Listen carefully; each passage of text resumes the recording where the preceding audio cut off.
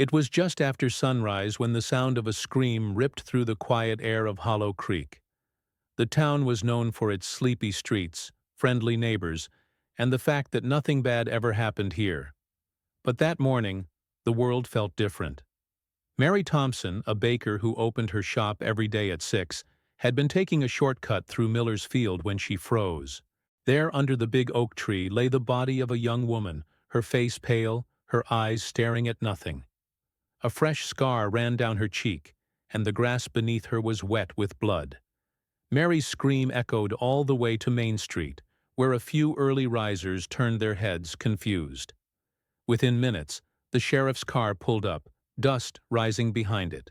Sheriff Daniel Carter, who had never handled anything more serious than a drunken fight, stepped out, his heart already pounding. "Nobody touch anything," he ordered, his voice shaking slightly. He crouched near the body, noticing something strange. A single silver earring shaped like a crescent moon, lying just inches from her hand. The news spread fast. By noon, everyone in Hollow Creek was talking about it. The victim was identified as Rachel Myers, a 23-year-old who had moved to town only 6 months ago. She kept to herself, worked at the local library, and had no known enemies. But Sheriff Carter knew there was something odd. Rachel had reported strange phone calls 2 weeks earlier.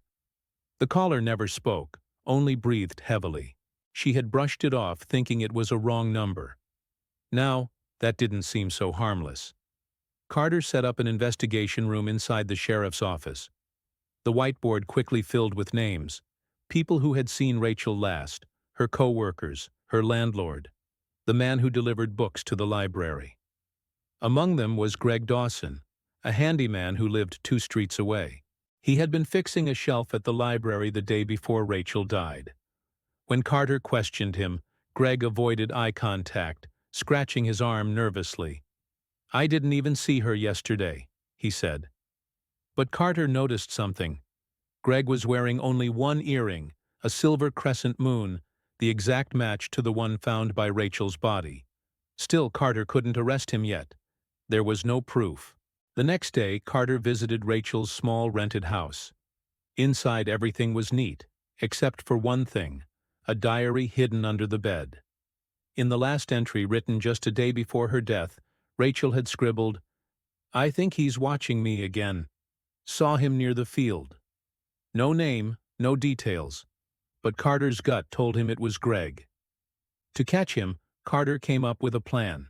He asked Lisa, a trusted friend of Rachel's, to pretend she was walking home late from the library.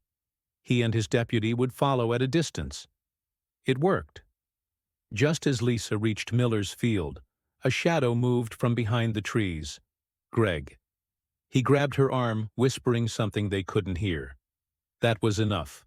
Carter and his deputy ran forward, tackling him to the ground. In his pocket, they found Rachel's missing necklace, stained faintly with blood. Back at the station, Greg broke down. He confessed that he had been obsessed with Rachel since the first time he saw her. When she rejected his advances, he followed her, watched her, and finally confronted her at the field. She tried to run, but he pushed her, and she hit her head on a rock.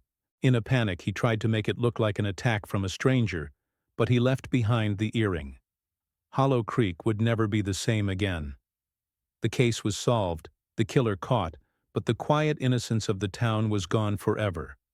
People locked their doors at night now, and Miller's Field stayed empty, the big oak tree casting a shadow that felt heavier than before.